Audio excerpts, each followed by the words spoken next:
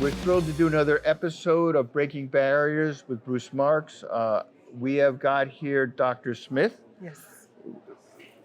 Welcome. Thank you. She is a state rep in the state of Missouri. Yes.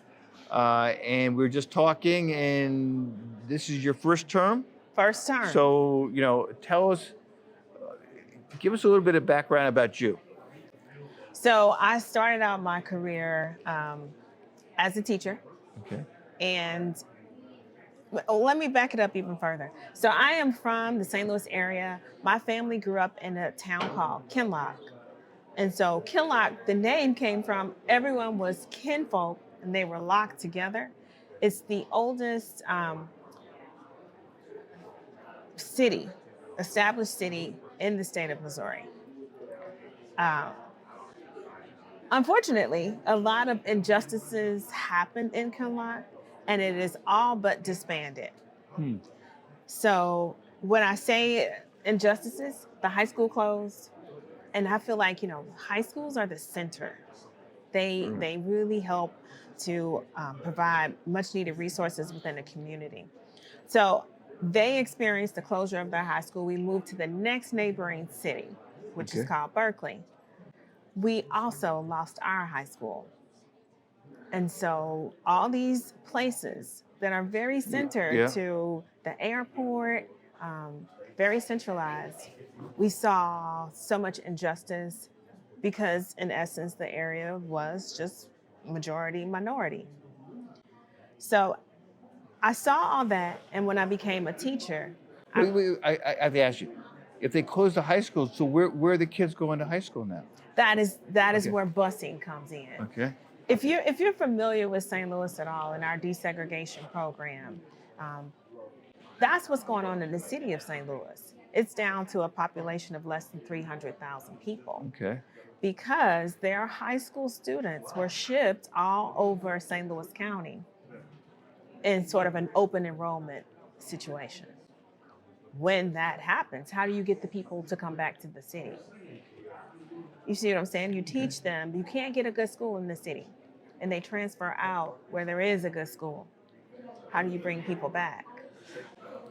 I have to ask you, because I remember a number of years ago, there was a case with the St. Louis school district, which was doing well, and something happened. So in the city of St. Louis, the only thing I can recall that has been a major change is they put an end to the desegregation program. Okay.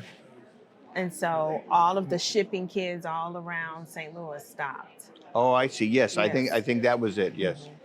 So I don't know how familiar you are with Ferguson and what happened in 2014 here in the St. Louis area. So where I was teaching was in that area, Ferguson, Florissant School District. It was in Ferguson. Okay. Yeah. So very interesting. When Michael Brown was killed, Right. instead of a community response at school where students were able to kind of process what happened and the injustice of it all, they closed schools. They closed even more schools there. They didn't close them permanently, but while people were in the streets and protesting, school was closed for about 2 weeks. And so there was never an opportunity for people to process what was happening. And around that time, I started to realize that it was policy that was impacting the lives of the people in our community. Right? And then there's a heavy amount of renting all through there. So when things went really bad in the community, people left. So I have to ask you, because there was such a tension on Ferguson back then, what has happened since in terms of Ferguson and that whole area? So I'm one of those people that believe things have changed, things have improved. By that, I mean there's a development district happening.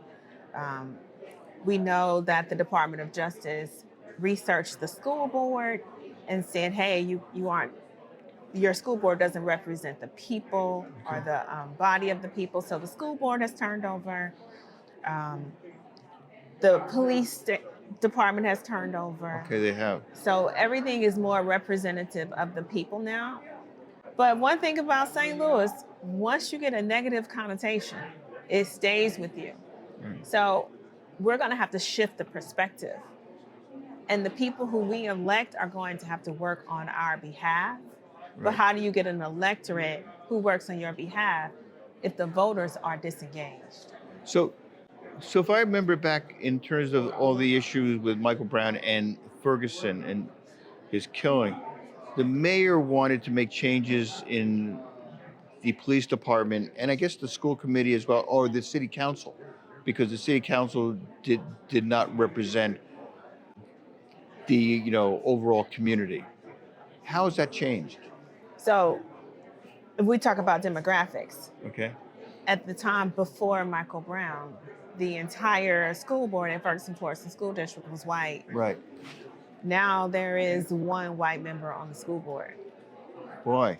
So we definitely had a That's the demographic school board, switch. not the city council. So the city council, I don't know the exact numbers in Ferguson. In Florissant, it's still there's one African American and the rest are white. Ferguson, I don't know the details. I know that there is at least one African American on Ferguson City Council.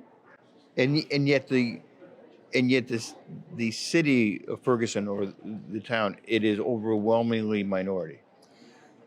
It depends on what side of town you're on. Okay. There's still a divide, an Okay. economic divide. Because clearly when you drive through the neighborhood, so I've taken a tour. Okay. As a teacher, they put us on buses and they took us on a tour through Ferguson and Kinloch. And so we looked at how economically stratified the community is. I was just in Ferguson the other day in a mansion, but you also have, kind of shotgun houses. Right. So it's still a lot of economic stratification. So are people doing better financially? That's the goal. Right. Which is why it's important for us to be here with NACA today. Right. We've got to show people a path to investing in their communities through home ownership. Because we know that improves schools. Yep. It improves voting outcomes. Right. It improves community altogether, parks, access to libraries, all those things. So. Absolutely. So talk about, in terms of housing, what do you see going on in the communities that you represent and the overall state? I still just see a lot of renters. Steve and I were talking about how you got people who've been watching those reality TV shows with the house flipping, and everybody wants to flip. Yeah. Everybody wants to be owners, and so you have a lot of people who want to rent. Especially young people, because they come to St. Louis and there's something they don't like about it. So they're almost scared to invest. If you're 27, you may not want a house. Right. You might want an apartment. But if you want an apartment, you want all the fancy things. You want the amenities. Right. And so if we don't have that new housing base with all the fancy amenities in our area, then it's harder for us to attract and keep young people. We also don't have an active nightlife that's kind of productive. I mean, some of our clubs get a little intense. We've got to do things to attract and keep young people. So if I were to describe the demographics, I would say we still have a lot of older people who bought their homes years back in the 1900s. Right. Okay. And not necessarily the young people who are continuing to stay and build their families here. So because one of the campaigns we're doing is against these corporate Wall Street landlords, where they're buying up residential homes and they're renting them out at exorbitant rents. Yes. Talk about whether that's an issue here in the St. Louis area. It is definitely an issue, especially in the area that I represent, because not only have these corporations bought these homes, they're hiding behind their LLCs. Yes. So we don't have a beneficial ownership. So if we track down who the owner is, that may take so much time and energy investment that St. Louis County is just kind of like, we can't reach the owner. So nefarious things are happening when someone can hide behind an Yeah. ownership.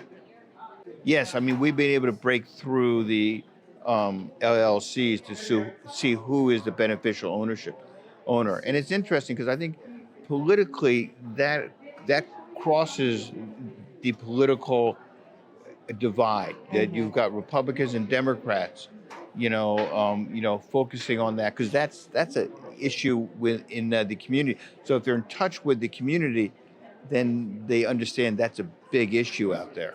That's correct. Yep, definitely it's a big issue. And again, nonpartisan. Yeah, Everyone should be concerned about who's buying our homes yeah.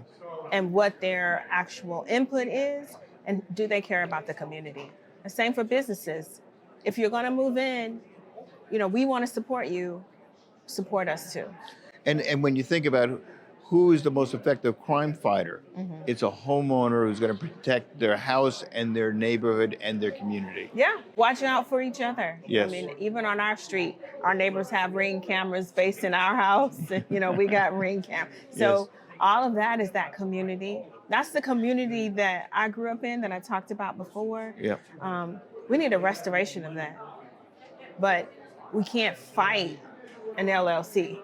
Right. But if there's harm being done in the community, when we band together as neighbors, we can fix that. So let me put you on the spot. We've tried to work with the mayor in St. Louis Hmm. and that, and it seems like it's just been difficult. Hmm. So why is it difficult? Why is it just embedded of who works here or that? Which mayor? I mean, the Yeah, new mayor, the yeah, old mayor? yeah. No, both. Both? Both the new and the old mayor. That's It seems- interesting. I wish I knew the answer to that. Yeah. Because there's definitely properties. Oh, absolutely. So my did I tell you this? My daughter went through NACA. No. No, so No. my daughter, she's 27. She went Okay. through the NACA program. Okay. Loved it. She said, I'm going to buy a 4-family flat. Then, she got frustrated with the process. She said, I'm going to go conventional. Okay. And then she saw how much went into conventional, and she ran back to NACA. Okay. So Okay. we looked at a lot of properties in the city, Right. because she was determined to get a 4-family flat. Okay. Yep. And I haven't answered your question because I don't know why anybody wouldn't want to work with Right. NACA. I mean, so it's frustrating in a sense because at one point we did a lot of volume in the St. Louis area, and we have 49 offices nationwide. And when you look at St. Louis in the area, the broader area, there's so much affordable housing. You could buy a house at a very low price and have the money set aside after the closing to fix it up, or buy a 1, 2, or 3, or 4 unit property where you are the landlord. So the opportunity here is just massive. And so, but it requires the partnership because, as you're saying, there's grants out there. There's affordable home ownership. People have the income. They're paying high rents. This should be one of our biggest offices, and that's why we're doing this event, because we just got through with an event in Atlanta. We had over 9,000 people over 3 days, and we'll have thousands of people here in St. Louis, but this should be as big as Atlanta. Yeah. Yeah, we were just talking about that. This place should be packed. One of the problems my daughter encountered when she was on her hunt for a 4-family Yeah. flat through NACA, corporations were moving faster than she could. That's exactly right. Yeah. And so maybe there's this situation, because I was out of town. I want to say I was in Boston. I was in Okay. your stomping grounds, and I told someone that I was from St. Louis.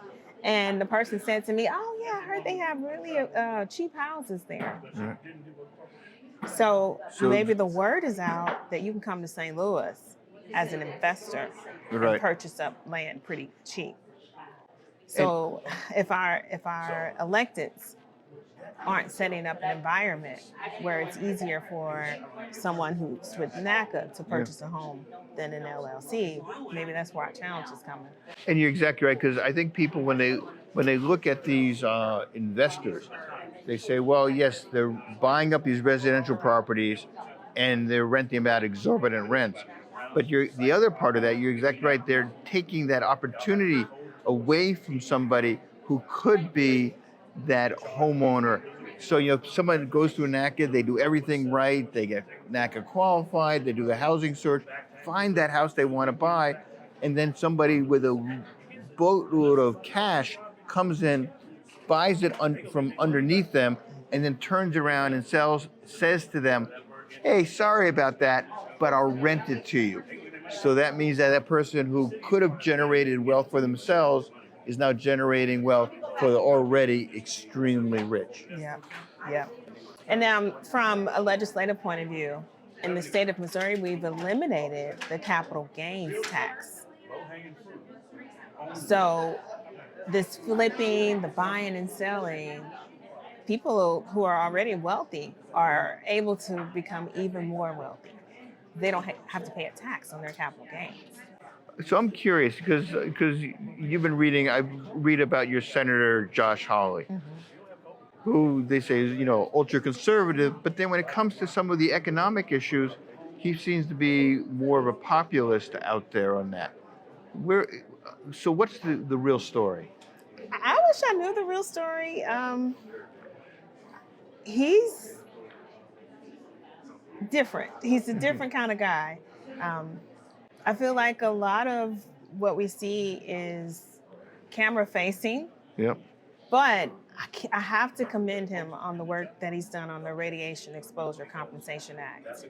Yeah. I've told you before, what got me started was the fact that I lived in Berkeley area and that my family was from Kinloch. Right. But what a lot of people didn't know who moved into the area, they weren't informed, is that in about the 1940s, Mallinckrodt was commissioned by the by the federal government to produce nuclear bombs. And when they realized, these chemicals are really bad and they can kill us, Right. they decommissioned that project. Okay. So all of the waste had to be stored somewhere. And unfortunately, that waste was driven up the highway and buried in the area where we lived.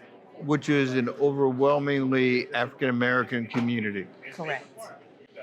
And so there's lakes and erosion. And parts of North County were just exposed to all of this radiation for years and years. Boy. When Josh Hawley did the work, he got a bill passed so that people who were impacted by that, like if they died of cancer, they're eligible for $25,000, their family members. Or if they had to fight cancer themselves and they're still alive, they're eligible to receive $50,000. No life is worth 25. You're right. Right. No life is worth 50. Right. None of us should have had that, but Josh Hawley did the work to ensure that bill passed. He found a bill that was moving, and that was added bill that to that it. passed in the federal or the state? It passed in the federal level. At the federal level. Yes. On the state level, we're working to clean it up. So there have been RECA landfill cleanings, and we're working with FUPAR. So there's some environmental justice things that we're working on the state level. But you asked me about Josh Hawley. I mean, I'm not the biggest fan. He's in a different party. Right. But he did do something for our community that is helpful, and I can't take that away from him. Talk about how you get things done in the state legislature. This is your first term. Yes. I assume you're running for re-election. Yes, I am. Okay, very good. So we have 2-year terms. Right. I am in the second year of my first term. Okay. And I believe that I thought before I was elected that because I have good ideas, Right. Absolutely. somebody would just listen. Not just good ideas, but you have the experience as Yes. a teacher Yes. and all the stuff you've done. Yeah, the lived experiences, the 4 college degrees. I thought that would be enough for people to listen to me. But it really is a numbers game. And I hate to use the term game, but if you've got 112 Republican seats and 52 Democratic seats, Right. you're outnumbered. So it's been 6 years since a Democrat standalone bill passed.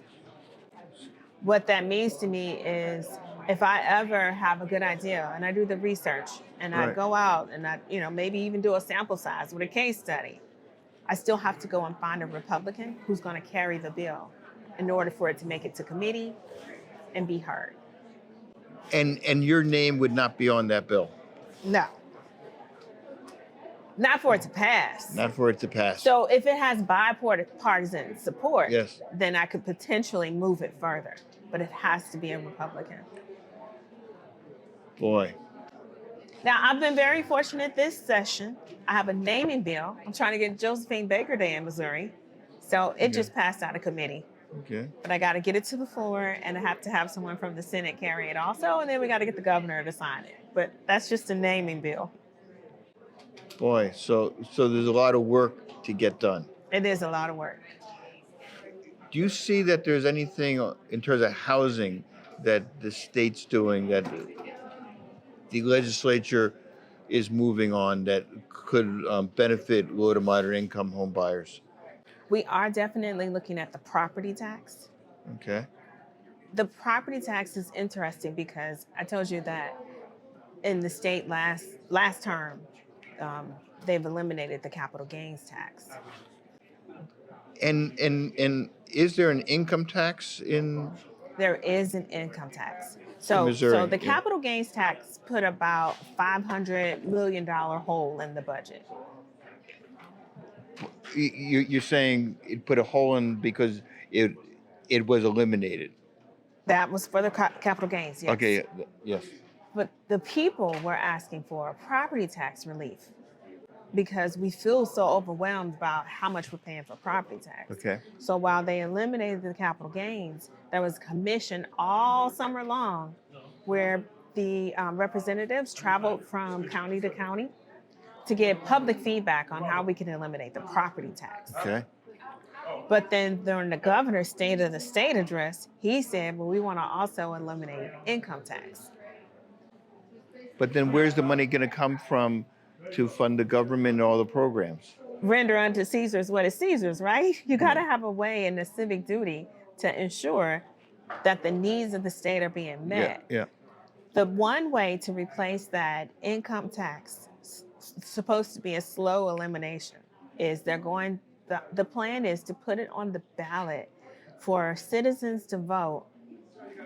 Will you give the legislature the ability to tax any and all sales and services in the state of Missouri? So let's think about what any and all sales and services are. Okay. You go to the barbershop and get a haircut, taxed. If you have a funeral, taxed. If you stream Netflix, taxed. So any and all services. You're looking at billions of dollars of people who would generally be low to moderate income trying to pay on everyday items that they use. Which is a regressive tax Yes. compared to the income tax. Correct. Wow. And that's going to be on the ballot? It's going to be on the ballot, and we've had to fight about the ballot language because the way it's listed on the ballot is going to be tricky. When's that going to happen? When is it going to be on the ballot? We think it's going to be in August. So it won't be It's during... either August or November. So, That's a good question. So will it be in the November? I'll have to look it up, but it's either going to be August or November, but it's coming this year. It passed out of the House, and I believe that vote is in the Senate now. well, and is that going to pass, you think? The governor asked for it. So well, that's crazy. Yes, call it what it is. That is insane. It is insane. Because meanwhile, while that's moving as legislation, we're still trying to figure out how to eliminate the property tax. Or not eliminate, but at least decrease it. I mean, do people understand when you talk about affordability, that's just making things less and less affordable. You're going to underfund your schools, your fire departments, your libraries, all of that. But that's going to affect people across the board, Yes. whether they're in a Republican or a Democratic district. Well, Kansas showed us. and no one's tuned in to what happened in Kansas, I guess. And what happened there? Oh, okay. So they went through the same process of eliminating the property tax, and the state nearly went bankrupt.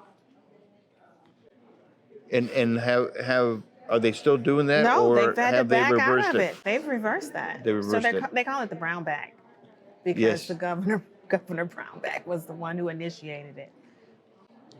And he used to be popular, and I don't think he can walk around No. Kansas anymore. No. They can't stand him.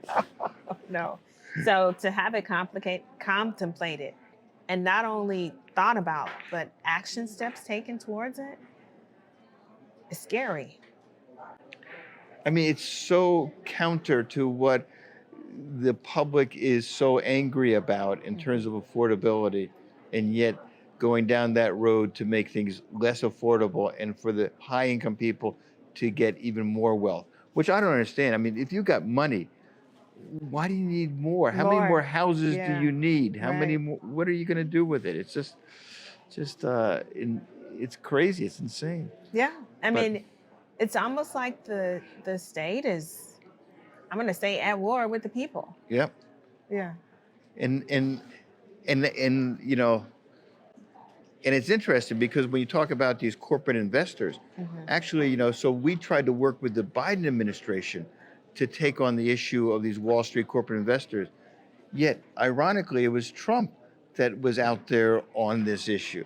Because I think, as you say, if you're in touch with the community, you know, a lot of the state legislatures or the elected officials are just out of touch with their constituents. But that's clearly not the case in your case. You are in touch with your constituents. I'm trying to be. Yeah. I mean, absolutely. I live where they live. Absolutely. I deal with what we, you know, these are my families. Like, I'm a low to moderate income person, especially now as a state legislator. I'm gonna go back to low. Really, out of curiosity, how much does it pay to be? We make $40,000. Okay. Yeah. Boy. And is the state legislature, so it's in session January through May. January through May. Yes, they told me it was a part-time job. Okay. So I learned really quickly it's an all-the-time job. Okay. Yep. Yep. Because everybody is on you. Everybody wants this, that, and the other thing. Yep. Well, look, we're thrilled that you're here. You know, obviously we're getting the word out, and we want to work with everybody. You know, there's a lot of nonprofits, a lot of other organizations out there we want to work with because it's all about the people, just like you're all about the people. So, Dr. Smith, thank you very much for spending the time. Yeah. And giving us insight that I didn't know, and I don't know whether a lot of people know. So well, it's great I appreciate the opportunity to be here with you, Bruce. Thank you for the podcast, for all of it. Thank you.